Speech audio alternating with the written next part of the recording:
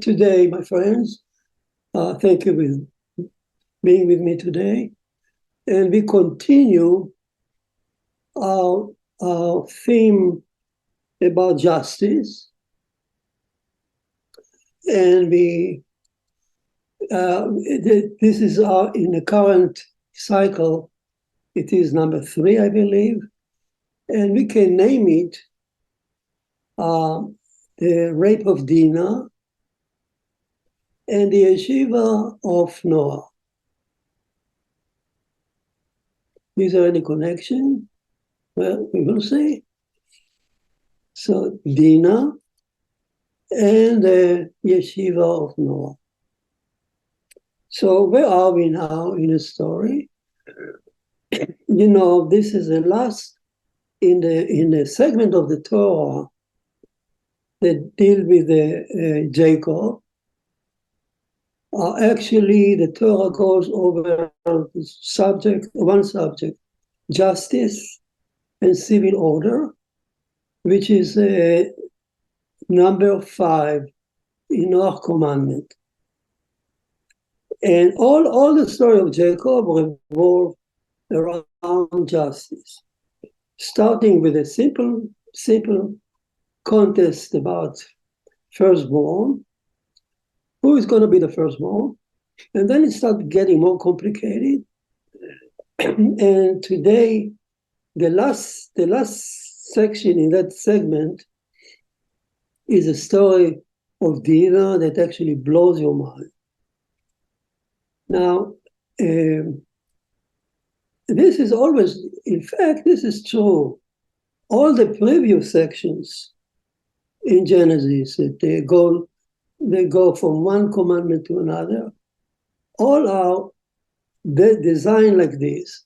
They start with a simple story like Cain and Abel, one man, end up with a whole generation committing bloodshed, and finally a message. So that's a setup or design is true for all the commandments there in Genesis. Let's give you an example. Let's go over there. So chapter 1 with the idolatry, because it speaks in plural. Let us make Adam. But at the end of the chamber, the Torah introduces the Sabbath, the connection between Friday and Saturday, Sabbath. You see the acronym YHVH overriding the transition there in acronym. So it's a big message at the end of the chapter. Let's go to the next story of Eden. Of course, it introduces number 2 commandment, which is adultery. Again, it starts very simple. God tells them not to eat the fruit, but it ends up with a big time. They lose Eden, and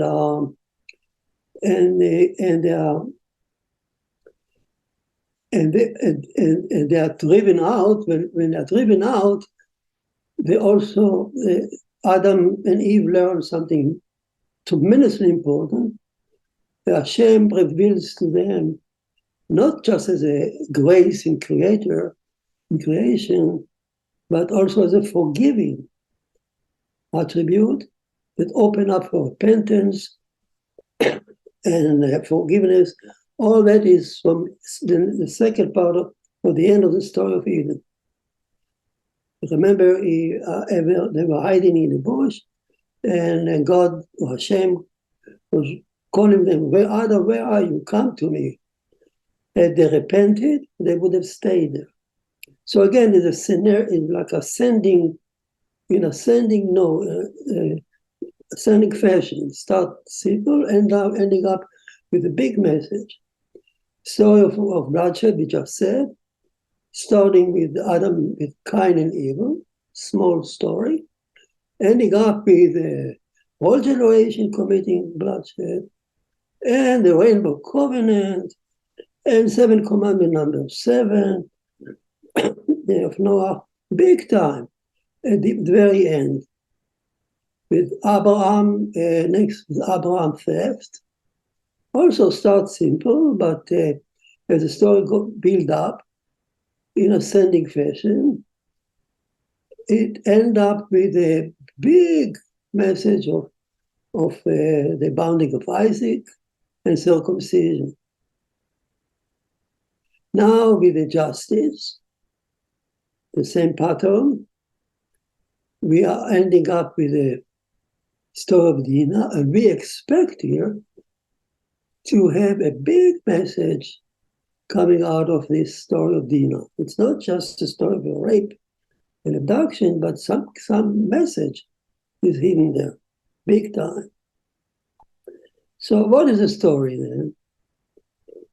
You know the story, but let's just go over there. I will read some of it, we read it together, but then we'll see the message. So it's chapter 33, verse 18, if you want to look, but it says, Yaakov came to the city of Salem. So where are we now in the story? Jacob with the family is crossing the Jordan River to the land of Israel at the city of Shechem, which is the middle of the country, Nablus today. It's an ancient passage over the Jordan River, entering the land. Now, what happened to him just now before he passed the Jordan River? As you remember, all his life he was fighting for his justice, to implement his justice by circumventing his enemies and trying to bring his truth out at all cost. And finally, when the truth came out, each time he managed to bring it out, then his adversary became rage and wanted to kill him. That happened to Esau, and now it happened with Laban. And finally, he found himself being chased by the two of them, Laban from the north, Jacob from the south. Each one sworn to kill him. So if there is a justice, there is no peace. Then we learned last time, to remind you, that the heavenly court put Esau, angel, and Jacob alone to settle the issue between them. No one watching them, no fan, no family. The truth come out from just facing each other. The settlement can work and sometimes doesn't work. In that case, it did work. And the angel of Esau succumbed to Jacob, agreed that he will get the firstborn status. And Esau said, I have enough, I don't need it. And you're right, you are more worthy of me. And he named him Israel. So what is Israel? Jacob learned a lesson. Israel is when you try to achieve your truth, but you don't give up peace. Peace is the name of God, and peace is paramount. So, of course, by settlement, you don't have complete truth. Your truth is not prevailing. The other side truth also plays a role in a final settlement. So by dialogue and considering other person's truth, a major and higher level of truth come out, which is associated with peace. And peace is paramount. If you do that, so you get peace, you give up the absolute truth, your absolute truth, but you gain peace. And with that lesson, his name became Israel. He is now, the next step, he crosses the Jordan River. That's where we are now. Now, this coming back to the land of Israel was associated with what? Fulfillment of his dream, of his pledge. He says, Vayavo, and Jacob came to the city of Salem, the city of Shechem. Salem, there are different important meaning of the name here. All of them are relevant to our story. First of all, Shalem means, as translated here in English, complete or intact, if you want. And Rashi said it. He came intact. So he made a vow when he exited Israel, ran away. He made a vow: if I will come back complete and with no damage, I will do this and this and this and this. So now he's about to pay his due. He come back complete and with a big family and wealthy and so on. Another meaning of the name Shalem is shalom, peace. We just learned that the peace, he achieved peace from both Laban and Esau, and that was part of his vow. With the letter dream, when he ran out, he said, if I come back in peace, so I will do this and this. So here is the time to fulfill his vow. Salem, I remind you, the city Shalom, the city of peace. The city of peace is Jerusalem. Jeru is a Canaanite word for city. Here is Yeru, here. It's not Jeru, it's a Yeru. Shalem is a city of peace. So there is a city of peace that we all know, Jerusalem at Mount Moriah. But there was another piece on the north, near Nablus today, or maybe the city of Nablus itself, that was called also the city of Salem. So there is a northern city of Salem and Jerusalem, so city of peace. And Jacob, amazingly, opted for the north, although his family is in the south, in Beersheba and in other places in the south. He opted to settle right away the place where he crosses the Jordan River, in the city of Shechem, Salem of the north. And in the city of Shechem, Salem, the city of Shechem. And he parked at the face of the city. So he's not a citizen. He apparently it was a custom there that you should live there for some time before you qualify for citizenship. That makes sense. There's nothing wrong with that. But the word Vayichan is not just he parked, but he tried to find face in the eyes of the local.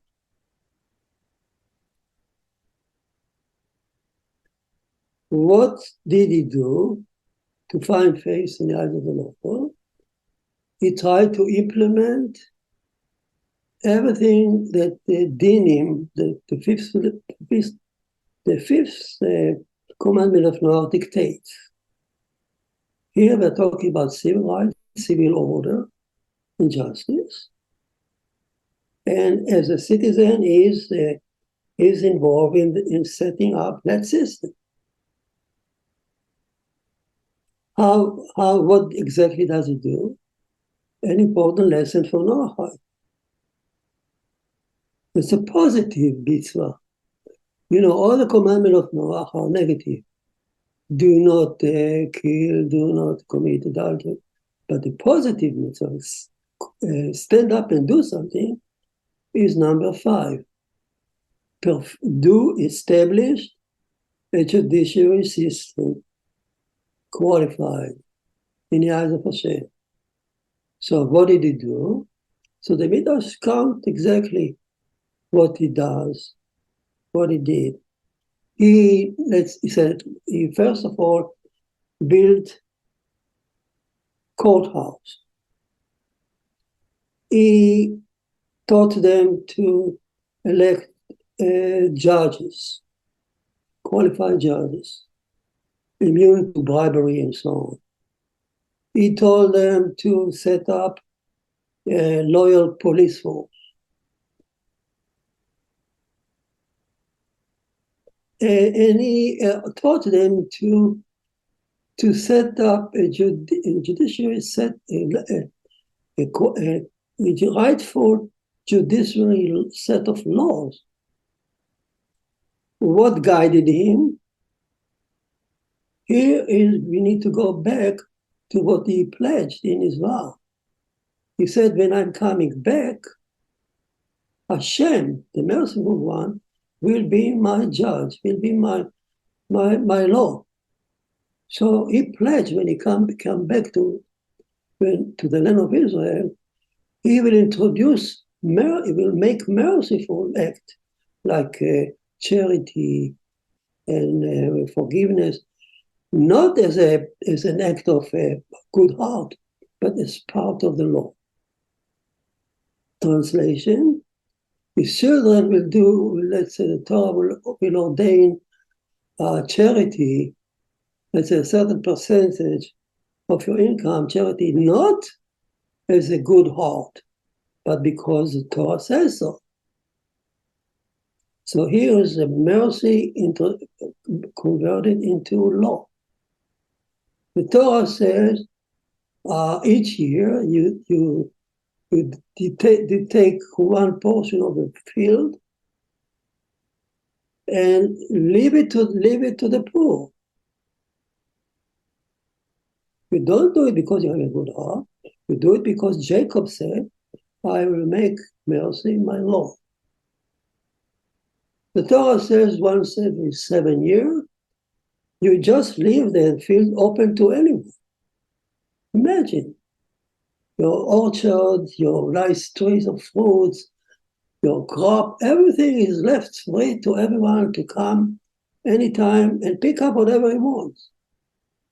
The whole year.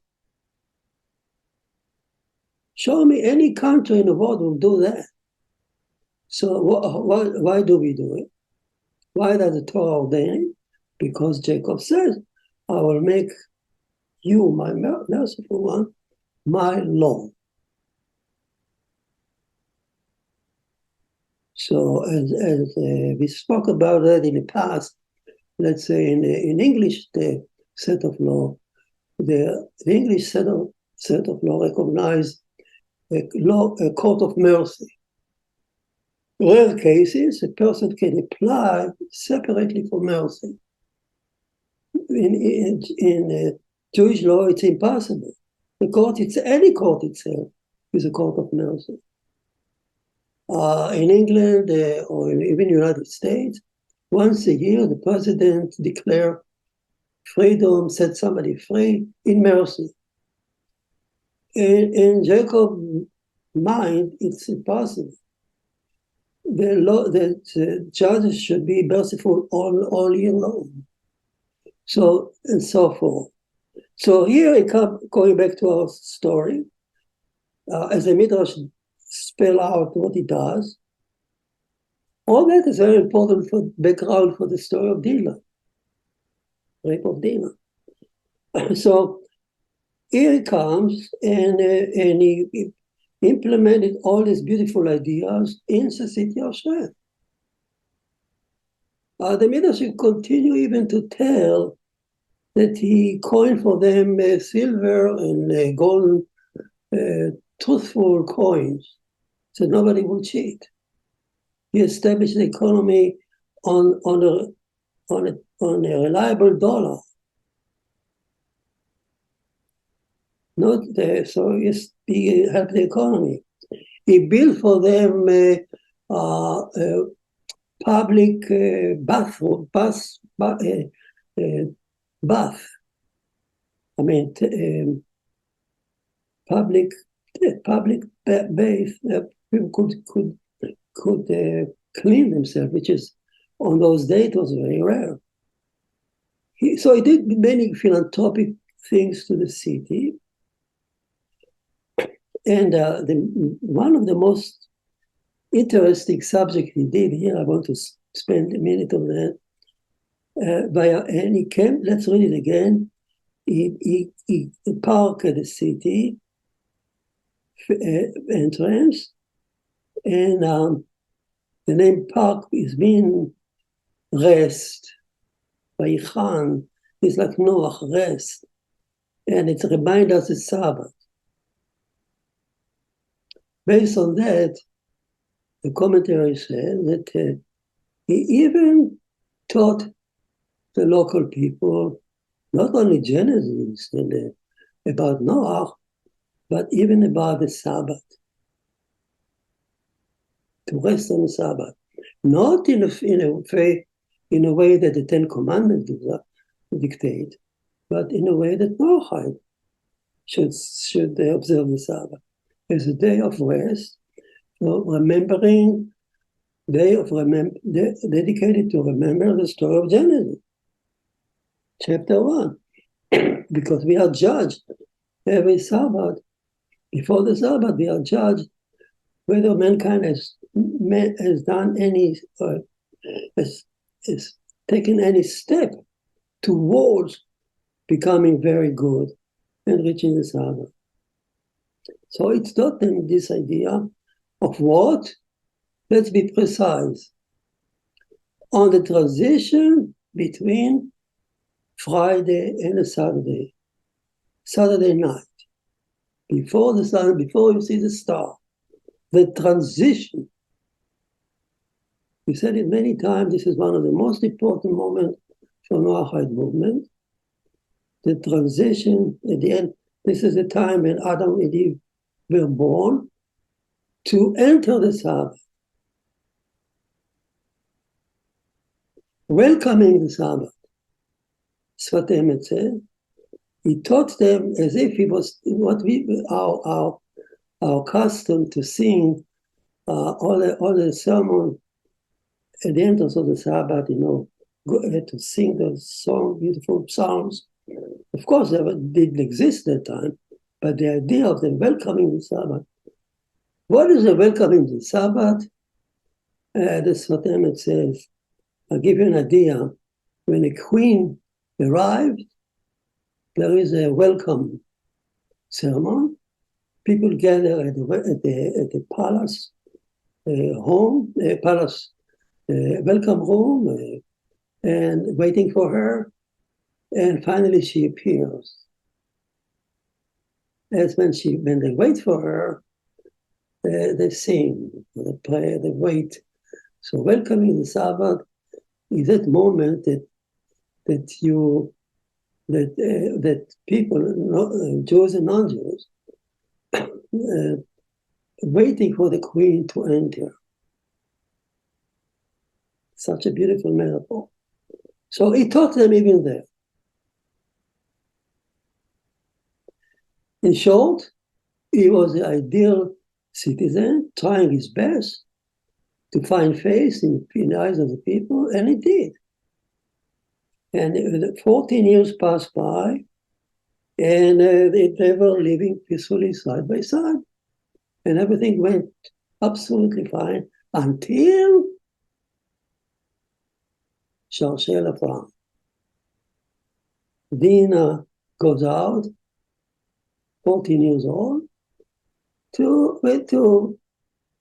schmooze, to talk, to see other the girls at age. Many commentaries said, why should he go out? If you do that, you blame the victim. What do you mean? Why did she she should be arrested at all.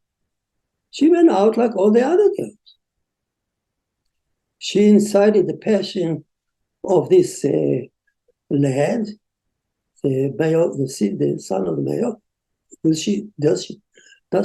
Should she be blamed for that? So all the commentary, many of them, basically 13, 14, and 6, they are not originally from the Talmud. They are basically late commentary that inspired probably by Arab, whatever. To blame her as if she was too much talking, so much involved in the market. No, leave me alone. She was an innocent girl coming out like all the teenagers not to see the market, to see the other girls. And there was standing there a nice man watching them. What was he doing there? We should ask. And he, what did he do? He took her, which means abducted her against the will. He slept with her. That's a nice word to say, to prevent to say he raped her. Vayanea, he tortured her, which means he did it many times, without her consent. By the way, there is no consent for a girl. The girl is 14 years old. What does it make if she consent or not? She is a girl. He was older than her. And that's what she did, did he? Not only that, he kept her in his palace, meaning abducted her. Show me a nation in the world that will not react harshly to such a matter, punishable by death.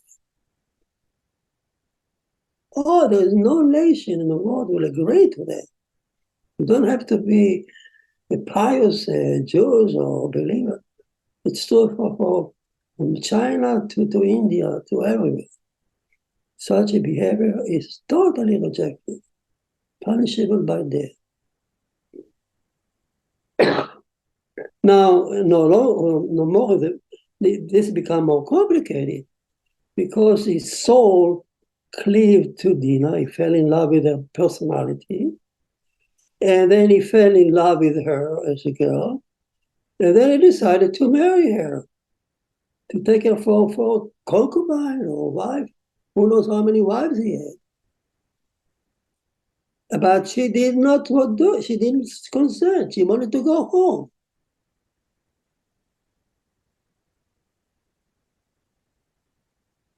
So he approached his father. His mayor says, "Father, take me this girl to a wife." As if, take me this girl. She doesn't want. She wants to go home.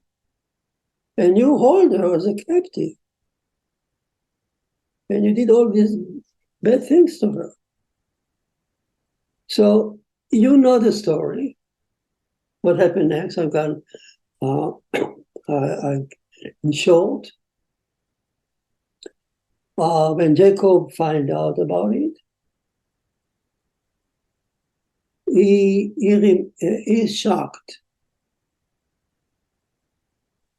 The father come to him with an offer. My son want to marry your daughter. We will pay anything you want to her, and she will become the queen of the place. Moreover, we are ready when the son, the brother come back. He says to them, "We want to become people. You get citizenship right away."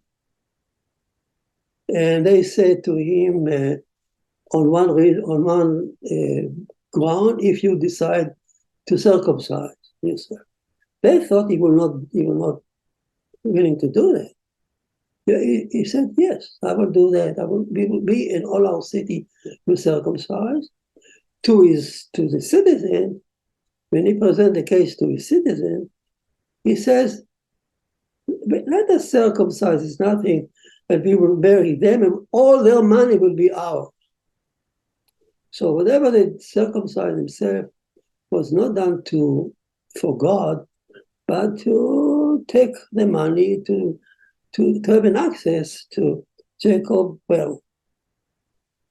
Obviously, in short, there is the brothers and Jacob both circumvene Shem and his father. They don't tell him the truth.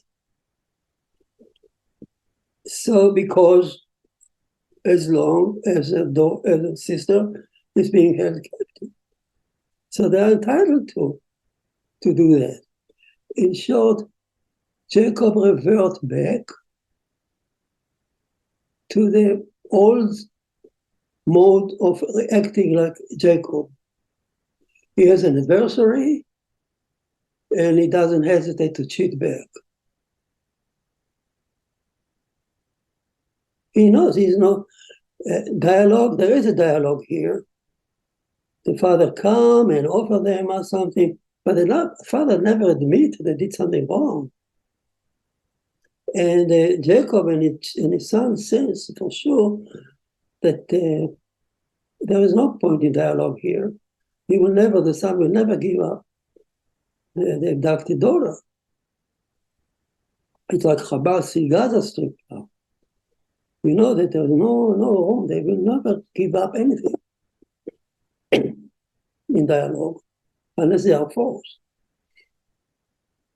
So they are caught in a situation when they have no option to continue as a honest dialogue face to face. It's Israel, but they revert back to the story of to Big Jacob. That apparently was the plan of Jacob and the brother. We'll go back, we'll cheat them somehow, and we'll manage somehow to take our sister back. Maybe we'll sneak into the palace. Maybe we'll do so. Maybe even if we have to kill few in the process, well, we try to minimize any collateral damage, because we love peace. We have no choice but circumvent our enemies, but we do it in a minimal way. That apparently was in Jacob's mind and the brother's mind, for sure. Because you see later that Jacob was fearful that if he start to attack the city of Shem, all the neighbors, he stand up. He knows that in the past that seeking the truth without seeking peace will end up with a war. He knows that.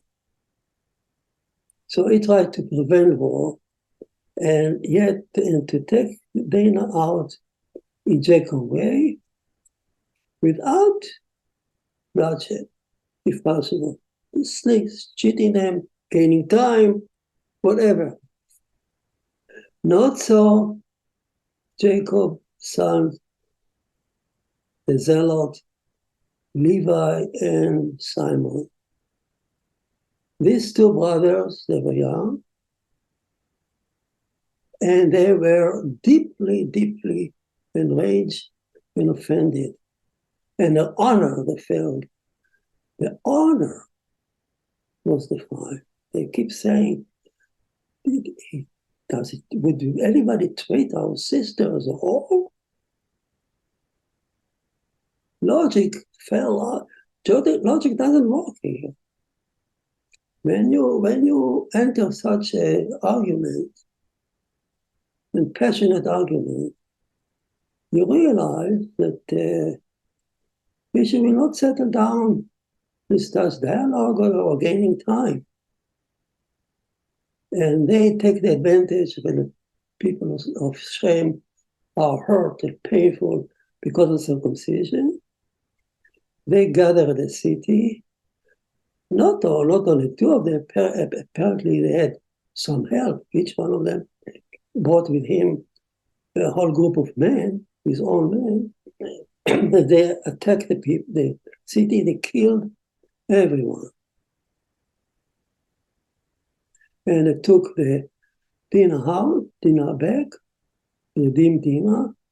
And then the other brothers came and took the loot as a compensation. Yeah, people, some commentators criticize them, but that's the old way. I mean, you need to pay for what you did.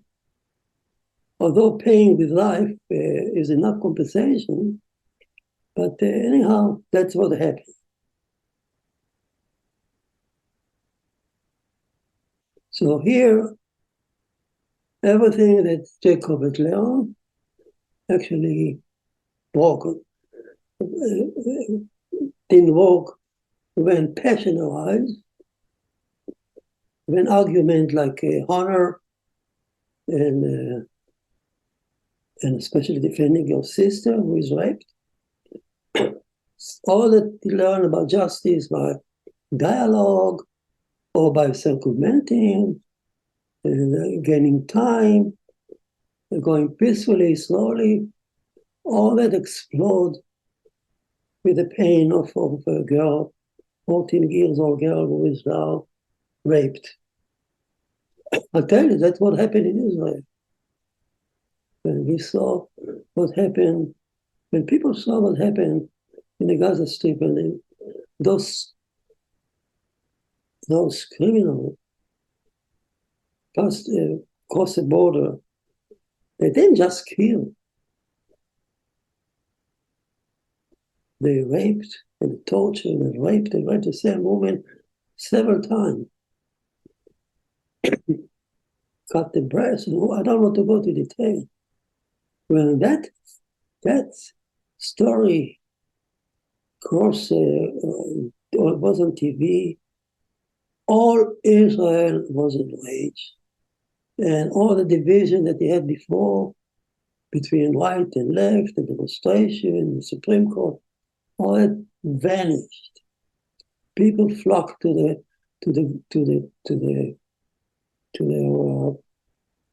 design troop in the army, and the people volunteered in such a passion because of what? Because mainly because of this tortured and raped women. We were still raped and being carried on motorcycles in the street of Gaza, in caves, like the ISIS did in Syria, in Iraq, when they took the Christian Jews, they took the girls in caves, and they raped them before they killed them. And the world was quiet. Nobody did anything. Nobody even talked about it. Here, all Israel woke up, rushing to the border to avenge that brother, that sister and brothers who were tortured and raped. So this is Simon and Levi. Officially, now Jacob, to finish the story here, Jacob is still angry, not because of what they did, but because he was still fearful that he'll end up with a regional war. Today we fear that Iran and everybody will join regional war. Those days we fear that the city, or one city, will come to join the city of Shem and avenge, and they will engage for wars for many years. He was fearful, but The Torah says that Hashem made the people fear of him, and it didn't happen. Anyhow, this is a story. What happened to Dina is a very ugly story, a very sad story. Dina, as the Midrash says, Torah doesn't say anything, but the Midrash continued that she was depressed, she never recovered. In fact, she was a pariah,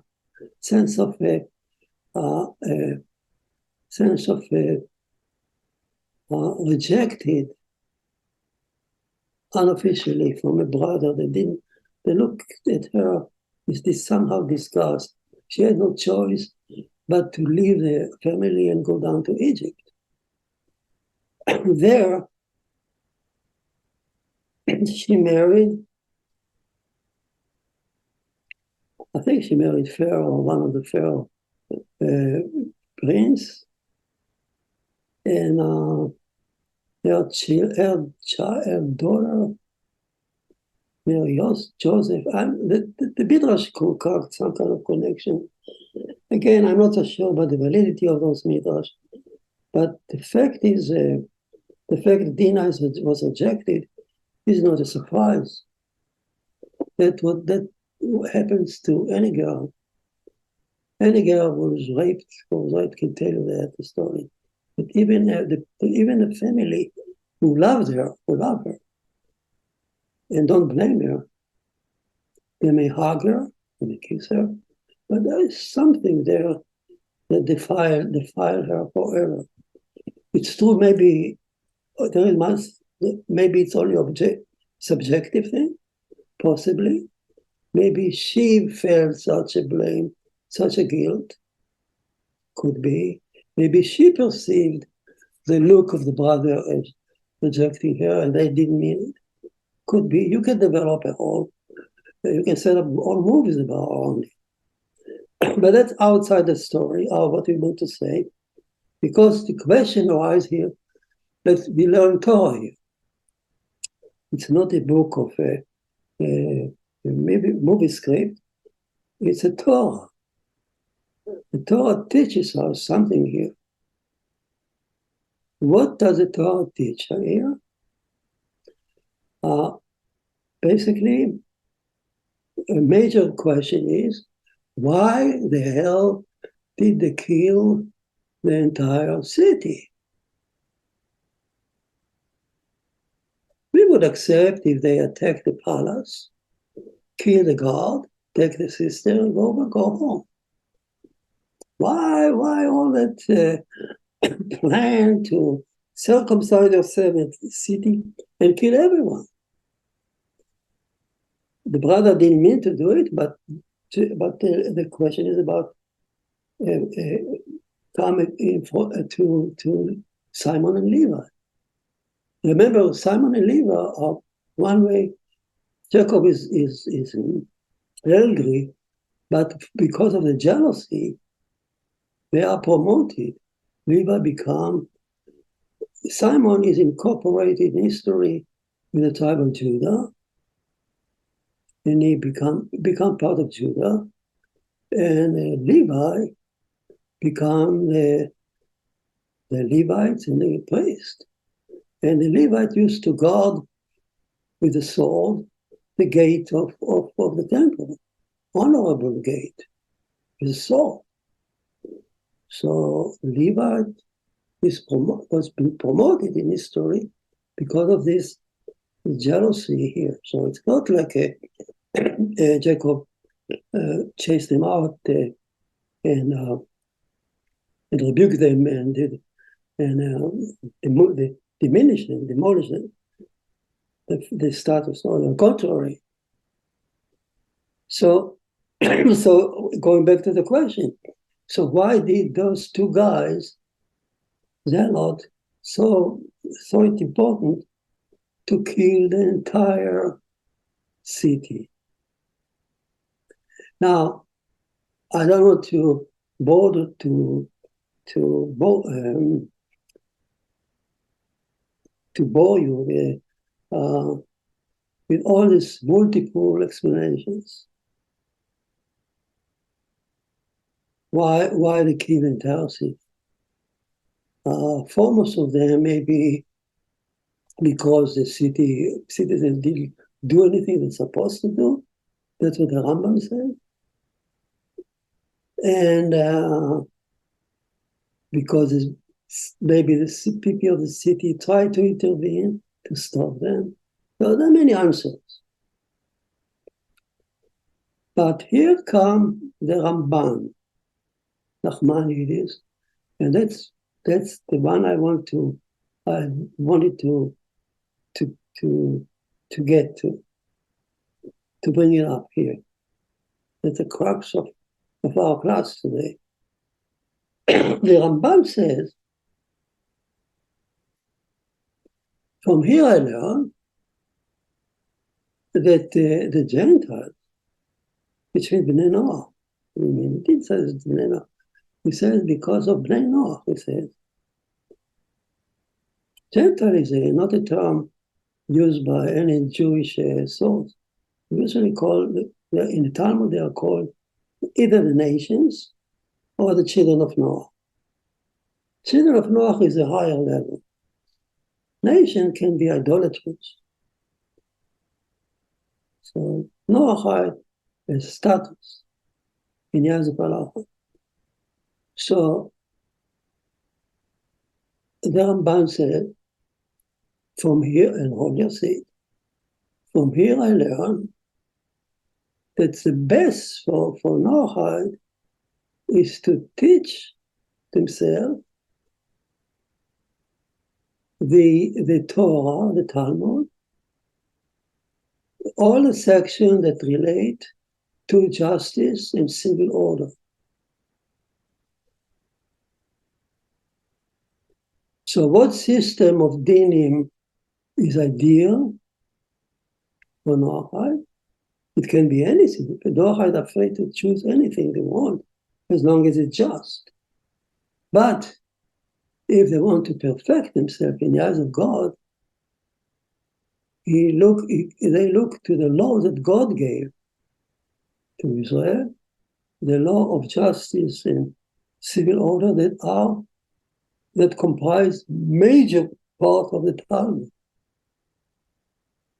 So Noahide should not really spend their time to think that like a sacrifice and what's exactly the service of the temple was, what kind of clothes the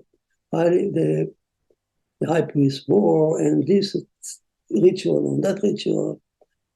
They should use their time, precious time, to learn Torah, and to learn Torah like from the Talmud. Here, I want, before I forget, I just flashed my mind what the Sfatemet said. What is the virtue of dinim, of law? Why the Rambam is so keen about learning Torah for Gentiles from the Talmud? Because remember, Noahide, Jacob taught the local people the story of creation, the Shekhinah coming in. The Holy of Shekhinah is entering the Queen, entering our world on Friday afternoon, and we welcome her. That's not enough. We welcome her, and we want to bring her into our 6 days. How we sleep, how we carry the reign of the bride, of the Shabbat, of the holiness of YHVH. How do we carry it into the week? By learning Torah. So learning Torah, which is the word of God, I learn it not because I want to be a politician, or because I want to be a journalist, or because I want to have some knowledge about commerce. Or it's not my business. I can do a person will never buy and sell anything. I will not run to any office. But I will sit and learn the Torah law about that because what? Because I connect to God. When I learn that, I connected to God's words. It was given to Israel on Sinai, and it's here in my hand now when I learn the Talmud. So I become holy. It's not just Noah, Israel.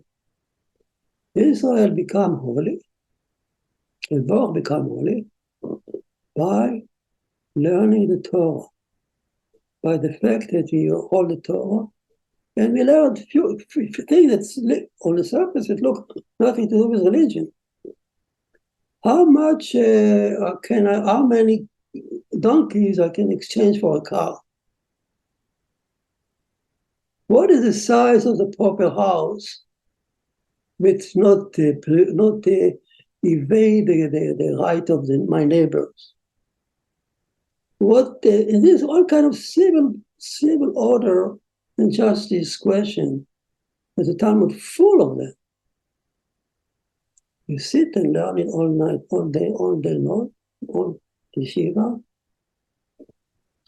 because it connects us to God. There is no other way. How can you connect to God's words? Singing Hallelujah? Hallelujah is not God's words. It's David's words. Praising God is not connecting us. I want to hold God's words. Oh, the Talmud is full of different opinions. This rabbi says this, rabbi says that. What is the truth? We learned it last time that the secret of the Talmud is that the heavenly court remember when they fought with Esau and Jacob, it was settlement. The heavenly court removed itself and let the contestant settle the issue between themselves. And then the court signed on it. That's Israel's way. If I dictate the truth, there's no peace.